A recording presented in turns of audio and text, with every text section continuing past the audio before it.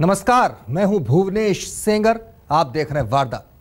याद होगा आपको, हमने कुछ रोज पहले इसी वारदात में दिल्ली के ट्रिपल मर्डर की एक ऐसी पहेली दिखाई थी जिसमें कातिल वारदात के बाद जाते जाते बाकायदा कत्ल वाले घर में बाहर से ताला लगाकर चला गया। यानी फ्लैट में एक महिला और 2 बच्चों की लाशें ताले में बंद कर। अब ठीक 8 रोज बाद ट्रिपल मर्डर की वो रहस्यमयी कहानी खुलकर सामने आ गई। और जानते हैं परिवार में छुपा ये कातिल आखिर कैसे पकड़ा गया? तो सुनिए, बस इसी एक ताले की बदौलत।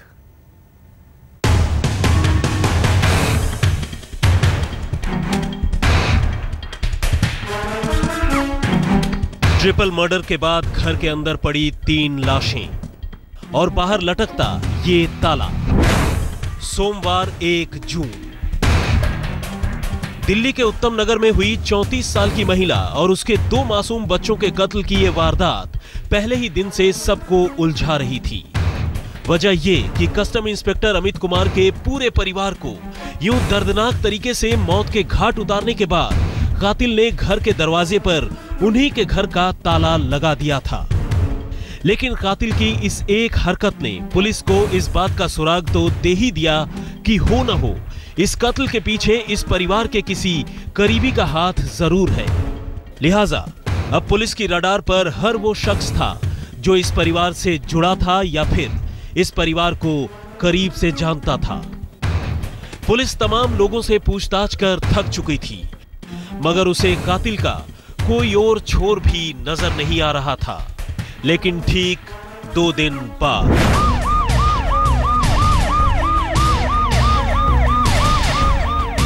कातिल ने अपने आप एक ऐसी गलती की जिसने पुलिस के साथ साथ इस परिवार को जानने वाले हर शख्स के मन में शक पैदा कर दिया।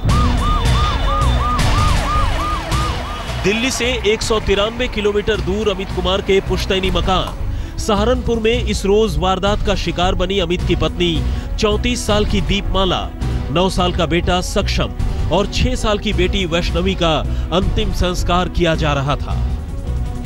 गम और गुस्से की इस घड़ी में इस परिवार का हर शख्स वहां मौजूद था, सिवाय एक शख्स के। और यह शख्स था दीपमाला की छोटी बहन का पति और जूतों का काम करने वाला 26 साल का नौजवान दीपक। आम लोगों के लिए यह कोई बहुत बड़ी बात नहीं थी, लेकिन कत्ल के बाद हर किसी को शक की निगाह से देख रही पुलिस के लिए यह जरूर एक चौंकाने वाली बात थी। सवाल यह था कि आखिर दीपक तीनों के अंतिम संस्कार में क्यों नहीं पहुंचा, जबकि वो कहीं दूर नहीं बल्कि सहारनपुर में ही रहता था। पहले तो पुलिस ने खामोशी से इस बात का पता लगाने की कोशिश की और बाद में घर वालों से दरियाफ्त भी की, लेकिन दीपक की रहस्यमयी गैर हाजिरी के बारे में किसी को कुछ भी पता नहीं था। और तब तकरीबन 16 घंटे बाद पुलिस को एक ऐसी बात पता चली जिसने उसके पैरों तले जमीन खिसका दी। दीपक की मौत हो चुकी थी। जी हां, उस दीपक की जो रिश्ते में ट्रिपल मर्डर का शिकार बनी दीपमाला का बहनोई था, और जो दीपक अचानक इस मुश्किल घड़ी में पूरे परिवार के बीच से लापता हो चुका था। दीपक की लाश सहारनपुर अंबाला रेलवे लाइन पर पड़ी हुई मिली और लाश को देखकर लग रहा था कि उसने किसी ट्रेन के सामने आकर खुदकुशी कर ली थी। तो क्या दीपक ही दीपमाला और उसके 2 बच्चों का कातिल था? आखिर उसकी लाश रेलवे ट्रैक पर क्यों मिली? क्या उसने खुदकुशी कर ली या फिर किसी ने उसका कत्ल कर दिया? इन सवालों का जवाब जानना पुलिस के लिए कहीं और भी ज्यादा जरूरी था, क्योंकि पुलिस ने दीपक को महज 1 रोज पहले ही ट्रिपल मर्डर के सिलसिले में पूछताछ के लिए बुलाया था। लेकिन इससे पहले कि दीपक तफ्तीश के लिए हाजिर होता, वो पहले परिवार के बीच से नदारद हुआ और फिर उसकी मौत हो गई। अब पुलिस तो क्या, खुद उसके घर वालों को भी ये लगने लगा कि हो ना हो दीपक अपनी बड़ी साली दीपमाला और उसके 2 बच्चों के कत्ल के बारे में जरूर कुछ न कुछ जानता था। आत्महत्या करता तो पता भी चलता, कुछ अंग कटा हुआ था। बॉडी कहाँ से मिली, कैसे? Railway track. आपको कैसे सूचना मिली? मेरे को यहीं पर पता चला। क्या भाई आपके लड़के उसकी जेब में कोई पर्ची मिली, उसमें लिखा था, जबकि वो उसकी हाथ की लिखी भी नहीं है। तिहरे हत्याकांड की गुत्थी सुलझाने में जुटी पुलिस को पहली बार दीपक पर शक तब हुआ जब दीपमाला के अंतिम संस्कार में दीपक नहीं पहुंचा, जिसके बाद पुलिस ने उसके बारे में पता करना शुरू किया। और जब पुलिस को पूरी तरह से ये यकीन हो गया कि दीपक ही इस पूरे मामले का मास्टरमाइंड है, तब मामले ने एक नया मोड़ लिया। ऐसे में अगर दीपक ही ट्रिपल मर्डर का गुनहगार था तो डर इस बात का भी था कि कहीं उसकी मौत के साथ साथ दीपमाला और उसके 2 बच्चों का राज हमेशा हमेशा के लिए दफन न हो जाए। लेकिन इसी बीच पुलिस को दीपक से जुड़ा एक ऐसा सुराग मिला जिसने न सिर्फ दीपक का बल्कि दिल्ली के उत्तम नगर में हुए ट्रिपल मर्डर का राज भी खोल कर रख दिया। सहारनपुर से अनिल भारद्वाज और दिल्ली से मनोरंजन कुमार के साथ अनुज मिश्र, आज तक। जिन रहस्यमयी हालात में रेलवे ट्रैक पर दीपक की लाश मिली थी, उससे पुलिस को अंदेशा हो रहा था कि हो न हो इस वारदात के पीछे दीपक का ही हाथ है। मगर अफसोस, दीपक अब इस दुनिया से जा चुका था। लेकिन तभी पुलिस को दीपक से जुड़ा एक ऐसा सुराग हाथ लगा कि देखते ही देखते पूरे वारदात की कहानी खुलकर सामने आ गई।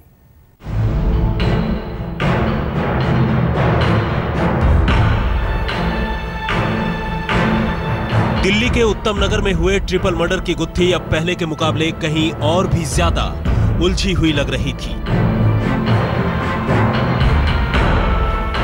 वजह यह थी कि पुलिस को जिस शख्स पर ट्रिपल मर्डर में शामिल होने का सबसे ज्यादा शक था, उसी शख्स की रहस्यमयी तरीके से मौत हो चुकी थी। ट्रिपल मर्डर का शिकार दीपमाला के बहनोई दीपक की मौत। अब ऊपरी तौर पर यह लग रहा था कि शायद दीपक की मौत के साथ ही दीपमाला और उसके 2 मासूम बच्चों के कत्ल का यह मामला हमेशा हमेशा के लिए एक राज बनकर रह जाएगा। लेकिन सच जानने के लिए पुलिस अंदर ही अंदर तफ्तीश में लगी थी। इस कड़ी में पुलिस ने सबसे पहले दीपक के मोबाइल फोन की CDR यानी कॉल डिटेल की जांच करने का फैसला किया। और तब पुलिस का ध्यान 2 ऐसे नंबरों पर गया जिनसे दीपक ने हाल के दिनों में कुछ ज्यादा ही बात की थी। इसी बीच पुलिस ने यह भी देखा कि ट्रिपल मर्डर के कुछ देर बाद ही दीपक ने अपने मोबाइल फोन से दिल्ली से सहारनपुर में किसी को कॉल किया था। यानी एक बात साफ थी कि वारदात के वक्त दीपक दिल्ली में ही था। अब पुलिस ने दीपक के उन राजदारों तक पहुंचने में जरा भी देर नहीं की। इनमें एक था राजेश और दूसरा था गुलशन। पुलिस ने जब सहारनपुर के रहने वाले इन 2 नौजवानों से पूछताछ की तो दोनों ने न सिर्फ दिल्ली में हुए दहलाने वाले ट्रिपल मर्डर का राज खोल दिया, बल्कि यह भी बताया कि किस तरह सोमवार 1 जून को इस वारदात को अंजाम दिया गया था। पुलिस ने इस मामले में बेशक दीपक के इन दोनों दोस्तों को गिरफ्तार कर लिया हो, लेकिन खुद पुलिस की माने तो इस वारदात को दीपक ने अकेले ही अंजाम दिया था। और इस ट्रिपल मर्डर की वजह थी दीपक की बड़ी साली दीपमाला का दीपक के साथ की जाने वाली बदसलूकी और उसे दी गई धमकी। कुछ पारिवारिक समस्या थी दीपक की अपनी पत्नी से, और कुछ इस तरह के इलिसिट रिलेशनशिप का भी मसला था, जिस पर जो मृतका है दीपमाला वो ऑब्जेक्ट किया करती थी और काफ़ी स्कोल्ड किया करती थी उसको, ताकि तुम सुधर जाओ। यहाँ तक कि उसे पुलिस में कंप्लेन करने तक की धमकी भी दी गई थी, क्योंकि उसकी जो छोटी बहन है जिसका वो पति था, उनके आपस में संबंध ठीक हो जाने के। अगर पुलिस की माने तो दीपक दीपमाला की रोज रोज की डांट फटकार से तंग आ चुका था, और जब दीपमाला ने उसे पुलिस के हवाले करने की बात कही तो उसे उसने रास्ते से हटाने की ठान ली, और एक सोची समझी साजिश के तहत वो दीपमाला के घर जा पहुंचा। बकौल पुलिस, दीपमाला के बहनोई दीपक की किसी लड़की के साथ नाजायज रिश्ते थे, और दीपमाला इसे लेकर दीपक को न सिर्फ हमेशा टोका करती थी, बल्कि अक्सर उसे बुरे अंजाम की धमकी भी देती थी। यहाँ तक कि वारदात से महज 1 रोज पहले दीपमाला ने उसे अपनी हरकतों से बाज नहीं आने पर उसे गिरफ्तार करवा देने की धमकी दी थी। और बस इतनी सी बात पर दीपक इतना ज्यादा खफा हुआ कि उसने दीपमाला को मौत के घाट उतारने की साजिश रच ली और हथियार लेकर सहारनपुर से दिल्ली आ पहुंचा। इसके बाद दीपक ने अपने इरादे को अंजाम तक पहुंचाने के लिए जो कुछ किया उसे सुनकर किसी के भी रोंगटे खड़े हो सकते हैं। सहारनपुर से अनिल भारद्वाज और दिल्ली से मनोरंजन कुमार के साथ अनुज मिश्र, आज तक। एक अकेले दीपक ने आखिर कैसे ली 3 लोगों की जान, बताएंगे इस छोटे से ब्रेक के बाद।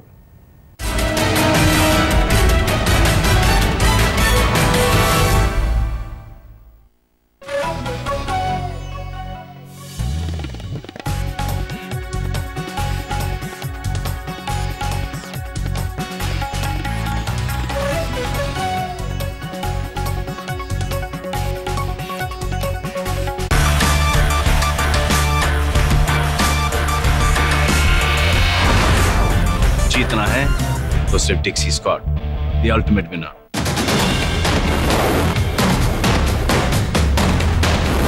Test drive Apollo today. Volkswagen, das Auto. पता है टाइम भी सुपरमार्केट पहुंच गई। एप्पल, गोभी, मटर सब कुछ फ्रेश था। मैडम, ये सब आप रखेंगी कहाँ? ऊपर। ऊपर कहाँ? पड़ोसी के फ्रिज में? नहीं जी, ऊपर। बस बटन दबाओ और फ्रीजर को फ्रिज बनाओ। Introducing the world's first smart convertible refrigerator from Samsung. अब जब चाहो one touch में फ्रीजर को फ्रिज बनाओ। Samsung Smart Convertible Refrigerator. One touch freezer, one touch fridge. Hitachi air conditioners care for you. Its iClean technology cleans the filter automatically, ensuring optimum cooling. I clean, I sense, I see, I care for you. Hitachi. Is there a university that can bring the classroom closer to the workplace? That can balance theory with practice? BML Munjal University offers engineering and management programs mentored by Imperial College London, founded by the Hero Group. BML Munjal University. For more information, log on to bml.edu.in. Admissions open. रफ्तार के शौकीन हम, दिखावे का शौक नहीं, पर जब जिंदगी देती ललकार, ये मशीन तैयार है।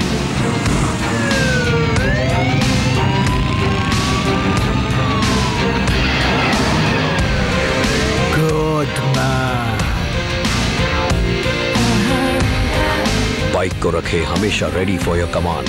Gulf Pride 40+, pick up your ride.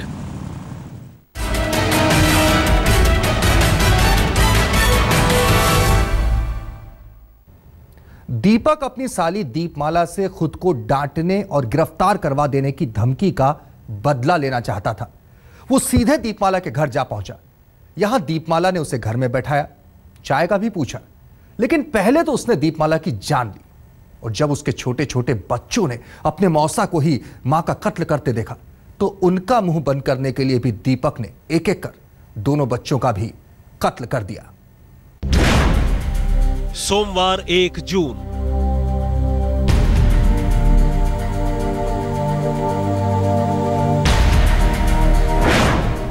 शाम 4:30 से 5:30 बजे के बीच का कोई वक्त।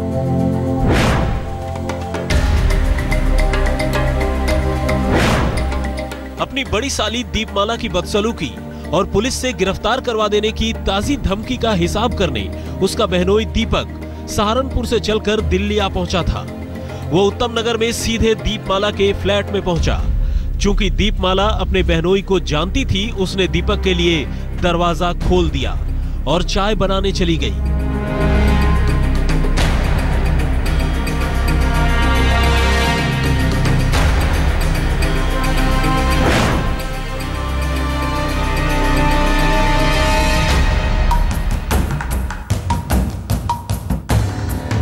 इसी बीच दीपक ने पहले तो पीछे से जाकर दीपमाला को बेडरूम तक खींच लिया और फिर अपने साथ लाए चमड़ा काटने वाले चाकू से उसकी गला रेत कर जान ले ली। और फिर राज खुलने के डर से उसने दोनों बच्चों को बाथरूम में ले जाकर उनकी एक एक कर उसी चाकू से गला काट कर उनकी भी जान ले ली। अब घर में 3 लाशें पड़ी थी, लेकिन जाते जाते पुलिस को उलझाने और दुनिया को धोखा देने के लिए दीपक ने दीपमाला के टॉप्स और चेन समेत कुछ जेवर और रुपए चुरा लिए और घर में बाहर से ताला लगा दिया।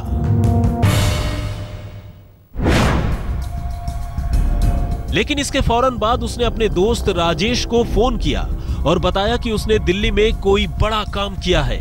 पुलिस की माने तो तब तक राजेश को इस बात का एहसास नहीं था कि उसके दोस्त दीपक ने दिल्ली में ट्रिपल मर्डर जैसी किसी संगीन वारदात को अंजाम दिया है।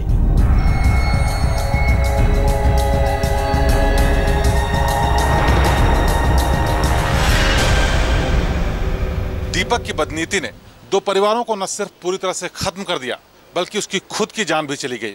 बेशक अब जांच के बाद साफ होगा कि दीपक की मौत हत्या है या फिर खुदकुशी, लेकिन तिहरे हत्याकांड में एक बार फिर से इंसानियत शर्मसार हुई है। कैमरामैन मनीष दुबे और अनुज मिश्रा के साथ शिवेंद्र श्रीवास्तव, दिल्ली आज तक। दीपक के दोस्तों ने न तो ट्रिपल मर्डर की साजिश रची और न ही वारदात को अंजाम दिया, लेकिन फिर भी उसकी मौत के बाद पुलिस ने उसके दो दोस्तों को गिरफ्तार कर लिया है। जानते हैं उनका गुनाह क्या था? तो सुनिए, वो तिहरे कत्ल की इस वारदात का राज छुपाने में लगे थे। दिल्ली में अपनी ही पत्नी की बड़ी बहन और उसके दो मासूम बच्चों की जान लेकर दीपक अब सहारनपुर पहुंच चुका था। यहां उसके पास दो काम थे। एक तो अपने सीने में दफन कत्ल के राज को हमेशा हमेशा के लिए सबसे छुपाए रखना, और दूसरा दिल्ली में दीपमाला के घर से लूटे गए जेवरातों का सौदा करना। लेकिन इन दो कामों को अंजाम तक पहुंचाने के लिए उसने सबसे पहले जिसके सामने अपना हाले दिल खोल कर रख दिया, वो था उसका दोस्त राजेश और दूसरा गुलशन। पुलिस की माने तो दीपक ने अपने इन दोस्तों को ही कत्ल की इस दहलाने वाली वारदात के बारे में तफसील से बताया और दिल्ली से लूटे गए जेवर और रुपयों का एक हिस्सा भी दिया। लेकिन दोनों ने पुलिस और कानून का साथ देने की बजाय चुप रहना ठीक समझा और कुछ जेवर छिपा भी लिए। इसके बाद दीपक ने अपने इन्हीं दोस्तों की मदद से एक सुनार से बात की और जेवर बेचकर तकरीबन 4000 रुपए भी हासिल कर लिए। लेकिन जब दिल्ली पुलिस ने पूछताछ के लिए दीपक को बुलाया तो वो घबरा गया और जब उसे लगा कि अब पुलिस और घर वालों से बचने का उसके पास कोई रास्ता नहीं है, तो उसने ट्रेन के सामने कूदकर खुदकुशी कर ली। अब दीपक तो नहीं रहा, लेकिन उसके दोस्तों को पुलिस ने एक कातिल का साथ देने के इल्जाम में गिरफ्तार कर लिया है। हालांकि दिल्ली पुलिस का यह भी कहना है कि चूंकि उस रोज वारदात के वक्त उस फ्लैट में मौजूद सभी के सभी चारों लोग अब इस दुनिया में मौजूद नहीं है, पूरे वाकये की सटीक सिलसिलेवार तस्वीर अब शायद ही कभी सामने आ पाए। सहारनपुर से अनिल भारद्वाज और दिल्ली से शिवेंद्र श्रीवास्तव के साथ अनुज मिश्र, आज तक। तो वारदात में इतना ही। दीजिए इजाजत। तमाम खबरों के लिए आप बने रहिए हमारे साथ और देखते रहिए आज तक।